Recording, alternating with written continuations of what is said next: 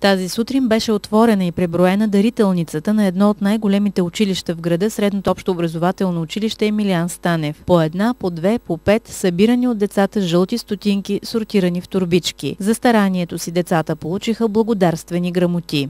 Кампанията продължава целогодишно, но сега дойде момента да преброим междинната сума, която е на 1 юни. Затова във всяко училище в Велико Търново се преброяват стотинките от децата, които даряват.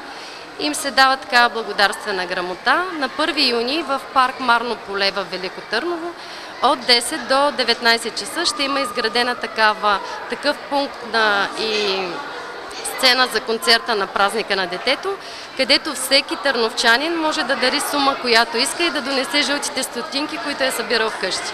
Надявам се, че сумата, която е необходима, около 40 000 лева за апаратите, ще ги съберем и ще може да помогнем дори на друго отделение. 40 000 лева са необходими за апарати в отделението за недоносени бебета в Велико Търново. Инициативата «Жълти стотинки» ще продължи през цялата 2015. С парите, набрани от нея, неонатологията в старата столица ще закупи 1 или 2 ковьоза, както и ламинарен бокс за работа в чиста среда. Казвам се Симона Христова и съм в 11 клас в това училище и всички ние се включихме, защото разбрахме колко много помага тази кауза на здравеопазването в България. И когато разбрахме защо се събират тези пари именно за ковьози, решихме, че обязателно трябва да се включим и от тази година започнахме да събираме пари. Започнахме да агитираме наши съученици и постепенно цялото училище разбра за тази инициатива.